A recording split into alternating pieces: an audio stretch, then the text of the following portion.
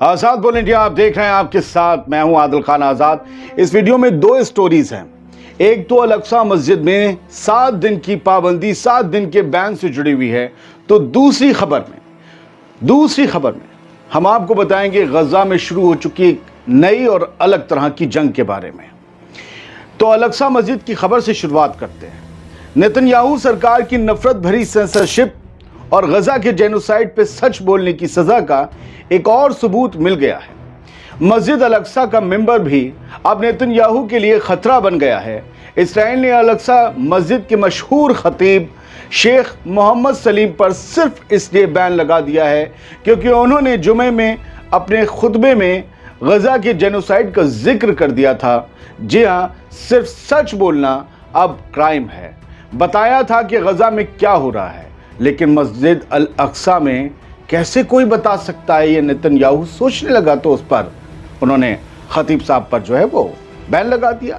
मस्जिद के दरवाजे पर शेख को गिरफ्तार किया गया, पुलिस स्टेशन ले जाकर पूछताछ हुई और फिर 7 दिन के लिए मस्जिद में दाखिल होने से मना कर दिया गया। मस्जिद में खुतबा देने वाले नहीं आएंगे, ये तय कर रहे हैं कौन? नेतन्याहू। ये वही अल-अक्सा है जहां हर जुमे को हक की आवाज गूंजा करती थी, लेकिन अब वो आवाज भी नेतन्याहू की हुकूमत बर्दाश्त नहीं कर पा रही है। वो आवाज उनकी हुकूमत हिलाने लगी है। शेख ने गजा में होने वाले कत्लेआम को इसराइली वॉर क्राइम्स कहा और ये बात इसराइल के लिए इतनी नागवार गुजरी कि शेख को चुप कराने की कोशिश की गई, क्योंकि उनकी आवाज़ लाउड स्पीकर से गूंज रही थी। आसपास की यहूदी बस्तियों में वो तमाम सदाएं आवाज़ें जा रही थीं। नेतन्याहू को यही तो हड़ गया। इस्लामिक एंडोमेंट डिपार्टमेंट के एक ऑफिशियल ने अनादोलू को बताया कि शेख मोहम्मद सलीम पर लागू हुआ 7 दिन का बैन इसराइल की तरफ से एक्सटेंड भी किया जा सकता है, बढ़ाया भी जा सकता है। उन्होंने कहा कि ये पहला मौका नहीं है जब अल-अक्सा मस्जिद के किसी इमाम या खतीब को रोका गया हो। इससे पहले भी शेख इकरमा साबरी को अल-अक्सा में दाखिल होने से मना किया गया था। पिछले साल हमने ये स्टोरी आपको दिखाई थी। यानी जो भी इमाम या लीडर मस्जिद के हक में और गजा के हक में और मजलूम फ़लस्तीनियों के सपोर्ट में आवाज़ उठाता है, उसे टारगेट बनाया जाएगा। एक वक्त था जब नेतन्याहू के लिए सिर्फ मिसाइल्स और रॉकेट खतरा थे, मगर अब उसके लिए मिंबर से उठने वाली दुआएं भी खौफ बन चुकी हैं। और सबसे आयरनी वाली बात यह है कि जिन लोगों ने फ्रीडम ऑफ स्पीच के नाम पर दुनिया भर में कानून बनवाए वहां की हुकूमतों से, वो ही अब खतीब के लफ्ज़ों से काँप रहे हैं।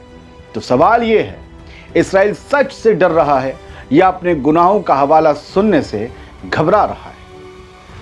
दोस्तों, अब बात गजा की, जहां कि ताज़ा सूरत हाल से मैं आपको रूबरू करवाने जा रहा हूं, जहां एक नई जंग शुरू हो गई है, भूख और प्यास की जंग। हो सके तो इस रिपोर्ट को आखिर तक देखिएगा। हो सके तो अगर आप गजा के बारे में वाकई बहुत ज़्यादा सोचते हैं तो वो लोग देखें। आज अगर किसी जगह का नाम मौत के मैदान के तौर पर लिखा जाए तो वो है गजा। गजा का हाल अब एब्सोल्युटली कैटास्ट्रोफिक है। पूरी तरीके से सब कुछ सिस्टम कोलैप्स हो चुका है, बर्बाद, तबाह। ये कहना है यूनाइटेड नेशंस के ह्यूमैनिटेरियन एक्सपर्ट्स का। और किलिंग जोन, ये लफ्ज यूएन के सेक्रेटरी जनरल ने यूज किया है। यूएनआरडब्ल्यूए के चीफ फिलिप लज़रानी ने ये कहा है कि गजा में कोई भी जगह महफूज नहीं है।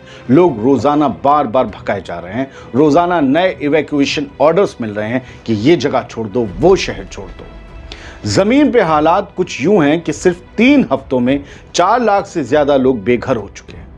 पानी नहीं है, और जो था उसकी फैसिलिटीज या तो तोड़ दी गई हैं या वो उन इलाकों में हैं जहां इसराइली इवैक्यूएशन ऑर्डर्स लगे हुए हैं। ये जंग प्यास की ही है जिसके बारे में बात कर रहा हूं।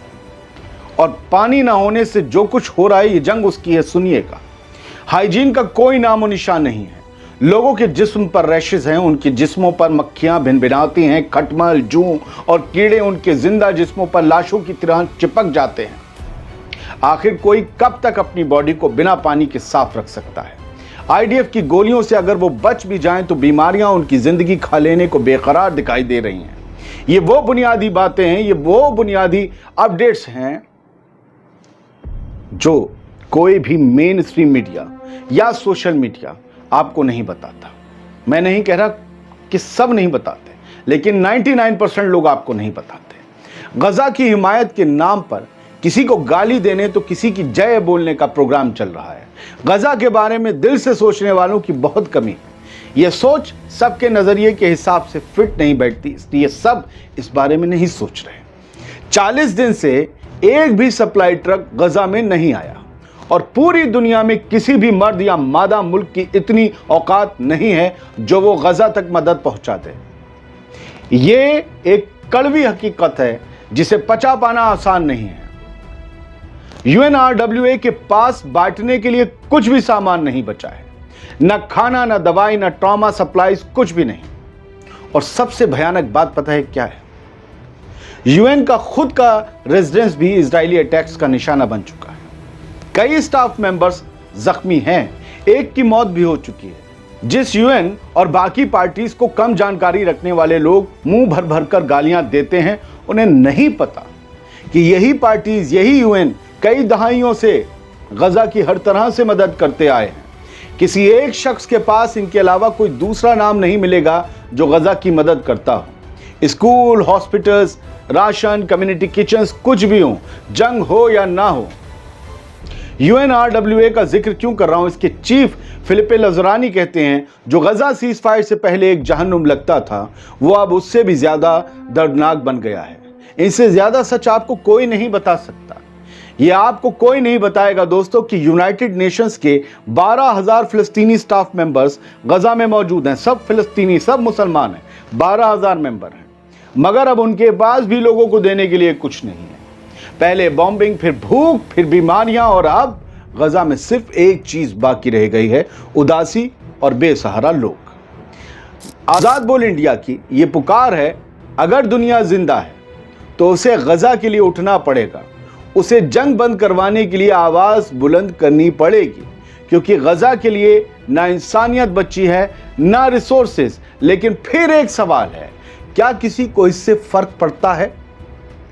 क्या वाकई गजा के लिए कोई दिल धड़क भी रहा है, या सबके अपने अपने मफादात हैं? मैं जानता हूं, मैं जो रिपोर्टिंग करता हूं वो आसान नहीं है। बहुत आसान है किसी एक की तरफ खड़े होकर फायदा कमा लेना, लेकिन क्या ये सच है? क्या इसका हिसाब नहीं होगा? क्या हम नंगी आंखों से ये नहीं देख रहे कि 19 महीने से एक जंग चल रही है, हर रोज लोग मारे जा रहे हैं और कुछ नहीं हो रहा? जरा सोचिए, एक शहर, मैं इसमें एक और रिपोर्ट ऐड कर रहा हूं, जरा सोचिए आप, एक शहर जहां लोग पानी के लिए तड़प रहे हैं और पाइपलाइंस को रिपेयर करने वाले हाजिर हैं, लेकिन उन्हें रोक दिया गया है, तो वहां प्यास का क्या मंजर होगा? गजा सिटी की म्युनिसिपैलिटी की स्पोक्स पर्सन का यह कहना है कि इजराइल जानबूझकर गजा का वाटर क्राइसिस और ज्यादा बढ़ा रहा है, और सबसे बड़ी वजह है इजराइल से आने वाली मैकरोड पाइपलाइन का डिसरप्शन। आप जाकर MEKOROT इसे टाइप करिएगा, मैकरोड पाइपलाइन, आपको पता चल जाएगा। खबरें ऐसे सर्च कर लिया करें, कीवर्ड डाल के, आपको पता चल जाएगा ऑथेंटिक है या नहीं है। अप्रैल की शुरुआत में इजराइल ने मैकरोड कंपनी की पानी सप्लाई को रोक दिया, जिसकी वजह से 70% पानी की सप्लाई गजा में कट हो गई। सिर्फ 30% पानी गजा तक पहुंच रहा है। पहले डिसैलिनेशन प्लांट को उसकी बिजली काट दी थी, फिर जो सप्लाई इजराइल से आ रही थी उसमें से 70% कट कर दी। गजा के ऑफिशियल्स का कहना है कि अगर हमें सिर्फ 24 घंटे का एक्सेस मिल जाए तो हम पाइपलाइन ठीक करके लोगों तक पानी पहुंचा सकते हैं, मगर इजरायली फोर्सेस रिपेयर टीम्स को आगे जाने ही नहीं दे रही हैं। जिन एरियाज में पाइपलाइन डैमेज हुई हैं, वहां तक मेंटेनेंस क्रूज को जाने की इजाजत नहीं दी गई है। दोस्तों, ये वही वक्त है जब 4 लाख से ज्यादा लोग बेघर हो चुके हैं, हाइजीन कोलैप्स हो चुका है और बीमारियां फैल रही हैं, जैसा हम आपको बता चुके, और अब मजलूमों को पानी के बुनियादी हक तक से महरूम किया जा रहा है। हमारा सवाल यह है कि जब एक शहर में पानी की पाइपलाइन सिर्फ 24 घंटे में ठीक हो सकती है और उसके बावजूद लोगों को पानी से महरूम रखा जाए, तो क्या यह सिर्फ एक टेक्निकल मसला है या लोगों को प्यासा रखना एक पॉलिटिकल वेपन बन चुका है इस्राइल के लिए? गजा की आवाम मर रही है और दुनिया अब भी खामोश है। कोई सिर्फ मजम्मत कर रहा है, कोई सिर्फ वार्निंग दे रहा है। जंग रुकवाने की बातें हो रही हैं, मगर मर्द मादा की इस बहस में कोई एक भी ऐसा नहीं है जो 19 महीने से चली आ रही इस जंग के खिलाफ اس ظلم کے خلاف اسرائیل سے سیدھی جنگ لڑ لیں، ایک بھی نہیں ہے کوئی۔ سچ یہ ہے کہ غزہ کی عوام اپنی جنگ خود لڑ رہی ہے۔ یہ جنگ بھوک سے ہے، پیاس سے ہے، ظلم سے ہے، حملوں سے ہے اور مدد کے جملوں سے ہے۔ غزہ کے لوگ، عام عوام اپنی جنگ 24 گھنٹے لڑ رہی ہے۔ ہم اس بندوق گولیوں کی جنگ کے حق میں نہیں ہیں، لیکن جب بات ہوتی ہے تو پوچھتے ہیں کہ لڑ کون رہا ہے؟ ہم تو یہ چاہتے ہیں کہ امن و امان قائم ہو۔ اسرائیل کے لوگ، فلسطین کے لوگ، یمن کے لوگ، ایران کے لوگ، سعودی عرب، پورے مڈل ایسٹ کے لوگ امن و امان سے رہیں۔ لیکن کیا ایمانداری سے سوال پوچھے نہیں جا سکتے؟ آپ خود سوچئے گا، جو کچھ آپ نے سنا کہاں سنتے ہیں؟ کون سوال پوچھتا ہے؟ میں پھر کہتا ہوں، کسی بھی دور میں سوشل میڈیا کا گودی میڈیا اس مین اسٹریم میڈیا سے بڑا ہے۔ بڑا آسان ہے ایک طرف کھڑے ہو کر کسی کو گالی دے کر پیسہ کمانا، لیکن کیا ہم حق پر ہیں؟ پرانے قصے ہوتے ہیں، آج کا قصہ جو ہے اس کا حصہ ہم سب کے دل میں ہے، چبھ رہا ہے۔ 19 مہینے سے کیا ہوا ہے؟ حملے بدستور جاری ہیں، روز شہادتیں ہو رہی ہیں، غزہ برباد ہو رہا ہے۔ خوش رہیے، سلامت رہیے، مظلوموں پوری جگہ، آپ غزہ و فلسطین و دنیا کا کوئی حصہ ہو، میانمار اور سوڈان، سب کے لیے دعا کیجیے۔